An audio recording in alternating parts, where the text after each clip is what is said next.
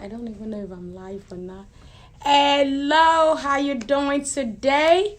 I hope you had a fantastic weekend.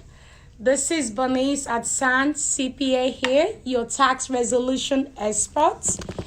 Come on in, come on in. I'm not even sure if I'm live yet, but I guess I am. Okay, let's see. Okay, I think I am live. How you doing? I hope you had a wonderful weekend. All right, so I am back again this week with another interesting topic, IRS levy, okay? So today, I'll be talking about how to resolve IRS tax levy. So if you have received a notice of intent to levy your bank account or your property, in this video, I will be telling you how to resolve it, how to respond to an IRS intent to levy your property. If you receive the notice, a lot of people, when they check their mailbox and they see a certified mail from the IRS, they are very terrified. They are very scared. They don't even know what to do or how to respond to that. So in this video today, I'll be talking about how to respond, what you need to do to resolve a notice of an intent to levy your bank account or your property. And also, if your bank account has already been levied, the things that you can do to get a levy release, okay? So let's dive right into this topic. Let's get started. If you have any questions, any comments, it doesn't have to be relating to levy. It could be tax problem resolution, tax problems, notices that you receive from the IRS. Please feel free to comment. I'll be more than happy to answer any questions. I would like to have this video as interactive as possible, okay? So comment below. If you find the video very helpful, please feel free to share, okay? So let's get started. So what is a levy? Why would you even receive a levy from the IRS? A lot of people who are going through, who owe taxes, they receive a letter in the mail, a notice of an intent to levy their bank account. Can anyone tell me what a levy is? Are people even online? Yeah, they are. Okay. Nobody can tell me. Okay. A levy is an intent, is a right to seize your property. Okay. A levy, IRS levy, is the right to seize your property or your assets to fulfill your tax obligations. Okay, that's pretty much what a levy is. So the word property is very vague. Your property doesn't really have to be a physical building. It could be your bank accounts. IRS will have, information about all the banks that you have cash in, that you save money in, and they would send them a letter, requesting for a portion of your money. So IRS, they do have the right to levy your bank account. IRS has the right to, if you have an employer that you work for, maybe you have a 9-to-5 job, IRS do have the right to send a letter to your employer and request for a portion of your paycheck. I don't know, however you get paid, maybe it's on a bi-weekly basis or weekly basis, they have the right to actually, get some of your paycheck. And if you receive Social Security benefits, for a lot of people who have retired, IRS would get a portion of your Social Security as well, okay? And for, people who are self-employed, a lot of small businesses who have, customers that they provide services to, IRS would write a letter to your customers. Whatever amount that you're entitled to get, they will get your receivables. So it is very serious. Levy, IRS, and the states are the only agency that have the right to levy your bank account. They are the one that have the right to garnish your paycheck. So, IRS levy is really, really a big deal. Okay? So that is what a levy is. And why would IRS send you a levy notice? Why would you even get the letter to begin with? You will get a levy notice if you have tax liability that you haven't paid the IRS. Okay, if you hold taxes and you have never negotiated any options of how you're going to pay them back, IRS would issue, you would receive an intent to levy notice, okay? If IRS audits you, let's say your tax return was randomly picked in an audit and they assess taxes against you, IRS would, send you a notice of deficiency, letting you know that we have assessed these taxes against you. How do you intend to pay? If you don't respond to them, it is very possible that you will get a notice of intent to seize your property or to levy your bank account. Okay? So that's pretty much the reason why IRS will send you a levy notice. They will send you a levy notice because you have outstanding tax liability that you have not negotiated a payment plan for. Okay? So how do you respond to a levy notice? What are the things that you need to do? A lot of times when people, get these notices, they are very scared. They are very terrified. They don't even know what to do or how to respond. I have so many clients that will call me and say, Bernice, I kept getting this notice of intent to levy my bank account, and I don't know what to do. I don't even know how to respond. So the first thing that you need to do when you open up your mail, if you see a certified mail, they typically send it in a certified mail, okay? And when you open it up, you will see they will put on there in bold, notice of intent to levy your property or the right to your property. The first thing that you need to do is to call the IRS and request for a collection hold. Very, very important. A lot of people don't know this. When you request for a collection hold, it will give you the chance, it will give you the opportunity to figure out a plan, what you need to do. A lot of times, IRS would issue a levy notice if you don't file your taxes. There are so many people who are not in compliance. I mentioned this in my previous video. If you don't file your taxes, IRS will file your taxes for you. They call it substitute for return. It's an SFR. So when IRS file your taxes for you, they send you a notice of deficiency and you don't respond, they go ahead and send you notice of intent to levy. So by calling the IRS and request for a collection hold, that will buy you time to be in compliance. You can file all the taxes, because that's one of the reasons why IRS will file for you if you don't file the taxes. And you cannot negotiate a tax resolution or set up a payment plan if you are not in compliance with the IRS. So when you put a collection hold, you call the IRS. I can provide you with a number to call. Is 1-800-829-1040. Again, 1-800-829-1040. So when you get the notice of intent to levy your bank account, you don't need to panic. Just call them and say, look, I received this levy notice and I need more time, okay? I need more time to come up with a resolution. I need more time to get in compliance. I need more time to file my taxes. And a lot of times, IRS will grant you that time. They will give you can request for a 30 days collection hold or 60 days collection hold. Like last week, I had a client that come to my office. I told you guys in my previous video, we handle tax resolution cases on a daily basis. We have so many people that come to my office with tax problem. A lot of times their tax problem is very, very complex, that we need time to investigate, to analyze their case and see what we can do for them. So last week, I had a medical doctor that came into my office, and when I opened up the intent to levy, IRS assessed $700,000 in taxes against them. Okay, I needed time. I needed time to investigate his case, to analyze how they come up with the amounts that they're stating that he hold. Because the guy is a medical doctor. He has not filed his taxes for 10 years. So I need time to put him back in compliance. I need time to file all his back taxes for him. So I called the IRS. That's the first thing I did when he signed the engagement letter. I called the IRS and said, look, I have this notice of intent to levy.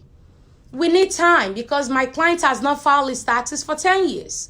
I need to get him in compliance. I need more time to investigate to see how to come up with a resolution options, okay? And I was able to get 90 days collection hold. That's not going to eliminate a notice of intent to levy. It's not going to eliminate, but at least it will put a collection hold on any collection activities against you. Why they hold the account? They can't levy your bank account. They can't garnish your paycheck. You will buy yourself some time to negotiate and come up with a resolution option to propose to the IRS. Okay, so that's the first thing you need to do. Put a collection hold, request for 30 to 60-day collection. Like this medical doctor, IRS gave me 90 days collection hold, because he has about $700,000 in taxes that he owes. Okay, so that's the first thing that you need to do. And then you can contact your tax resolution specialist. If you have a very good one, you can contact them and they can kind of come up with a resolution option for you. If you need to set up a payment plan, maybe you hold back taxes that you filed and you never paid, they can set up a payment plan for you, or they can put you in currently non-collectible status. If you don't have, means, or you don't have what it takes to pay them, you don't have the ability to pay them, you can request for currently non-collectible. We do this all the time for our clients. So you come up with a resolution option to propose to them. Okay, so that's how you respond to a levy notice. But there's something I want to bring to your attention though. So by law, before IRS can come and levy your bank account or seize your property or levy or garnish your paycheck, they have to notify you. Okay, and the notices that you're going to get, you probably will get about 4 to 5 notices. You will get a CP11. That's usually the first letter that we go out telling you that, A, we have this tax assessment against you. You've never filed your taxes. File your taxes if that's the case. Or if they audit you, they pick you off tax return for an audit and you never responded to them, you will get the letter saying, A, we have audited your tax return. Provide us A, B, C, D. Okay, so the CP11 will be the very first notice, and it's just like a reminder letting you know that we are coming after you. We are going to issue an intent to levy your bank account or the right to seize your property. Okay, so the sooner you respond, the better. There's no need to take. I have so many clients that will come to my office with, literally, I'm not kidding you, with stacks of mails, certified mail, and they don't open the mail. Open the mail, see what they ask for. Because IRS would have sent you 4 to 5 notices before they strike and levy your bank account. So they will send you a CP11, CP14, CP501, CP503, and the final letter is CP504 or LT11. That's the final reminder that, look, we are coming after your assets. This is the final intent to levy. At that time, if you receive the LT11, it might be too late for you to request for a collection hold because they're only going to give you 30 days to respond. And if you don't respond within the 30 days, they're going to go ahead and levy your bank account or garnish your paycheck. Okay, so it's very important that when you get the notice of intent to levy, check on the right corner. Okay, it's right above the notice number. They will tell you, is it a LT? If you see LT11 or levy 1058, that's the final return that they're coming after you. And at that point, what you need to do is to request for collection due process appeal, because it might be too late for you to kind of work out a resolution at that point. That's the final reminder. By law, IRS, they have to send you multiple notices. That's what they are required to do. 1998, the Reform Tax Act has given us the privilege to respond to the IRS. They have given us the privilege to question the IRS. They just can't come after your bank account and levy your bank account. Back in the days, they used to do that. In 1998, they would just levy your account. But nowadays, no, they will give you benefit of doubt. So many notices, 4 to 5 reminders before they strike. So when you get the LT11 or 1058, it might be too late for you to request for a collection hold. So at that time, you need to request for collection due process appeal. I don't recommend that you do this yourself. It's very important that you consult your tax professional. someone who is very well knowledgeable in negotiating with the IRS, and go through the collection appeal. So on the letter, you will see how to request for the collection due process. It's a written request that you have to write in and say, I would like to show up for a hearing. Collection appeal is amazing. I've been able to help so many clients resolve their tax problem. We have gotten best results during an appeal. Appeal is an opportunity for you to sit down with an appeal officer and tell them what you qualify to pay them. Okay? This is when you have the chance to meet face to face with an appeal officer, where they will examine your case. They will examine, your your unique situation, and see your ability to pay them and negotiate a good payment plan or OIC or whatever it is that you want to negotiate for. Appeal is actually very good. I've been able to resolve, because a lot of times the reason why a lot of tax resolution specialists fail is because they don't go through the extreme for their clients. Like I mentioned in my previous video, we fight so hard to get the best result for our clients. An appeal is actually an opportunity to sit down where IRS would evaluate your case and determine what the best collection alternatives is for you. Like the recent case that I did, for appeal, we completed a form 433A, which is a payment plan. The clients was making money, but the bottom line is not enough to pay the IRS. So when I put in the payment plan in, they rejected it. So we requested for an appeal, because appeal is where they would look at all the circumstances that is not even in the law. Like this client, he has a sick child that he has to pay for his medical bill. Even though he makes so much money on paper, what he has left to pay the bills is nothing. So during the appeal, I was able to present his case to show that, because allowable expenses, when you do the payment plan, IRS has allowable expenses that you are required to claim. So I think for medical expenses, it was $500, I believe so.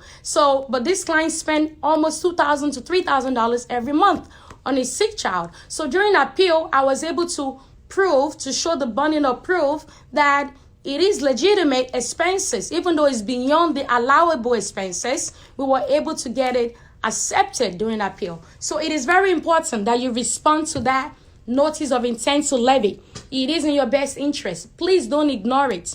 If IRS sends you a notice of intent to levy, the faster you act, the better for you. Okay? So I have talked about, why IRS will send you a levy notice, how you need to respond to a levy notice. And sometimes a lot of clients, they don't even get the notice at all. Maybe they change their address, they move to another home, and they don't get any notices at all. They'll just wake up in the morning, check their bank account, and their money is gone. It happens to a lot of my clients that they will call me and say, Bernice, I'm going to be on the streets because I can't even pay my employees. I can't afford to pay my rent. I cannot even afford to buy any food because IRS already took all the money that I have in my bank account. At that point, if that happens to you, what you need to do is to call the IRS and request for a levy release. Again, levy release. Very important. IRS can do that because if they send a notice to the bank saying, hey, X, Y, and Z did not file his or her taxes and has not fulfilled his tax obligations, so we want some of his, money in his bank. The bank, by law, they have to hold the money for 21 days. They just can't release the money to the IRS right away. They will hold it for 21 days, giving you the opportunity to come back and negotiate something with them. So if you wake up one day and your money in your bank account is gone, it's okay. Don't panic.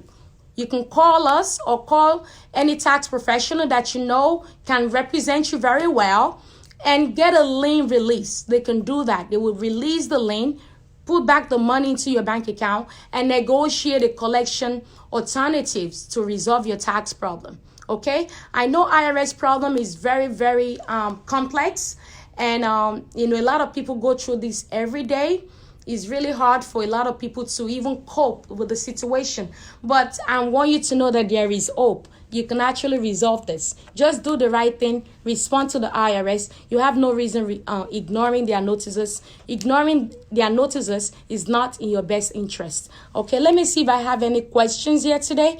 If you are watching this, am I even live? Because I don't even see any comments. Please give me thumbs up if you like what I'm sharing so far. If you have any questions, comment below. Do I have anybody with questions? No questions? Okay, I'm tuning out for the day. If you don't have any questions, that's fine. You can always comment, and I will be more than happy to respond to your question. If you like this video, if you found it very helpful, please feel free to share. You might save a life. Thank you so much, and have a wonderful day. Bye-bye.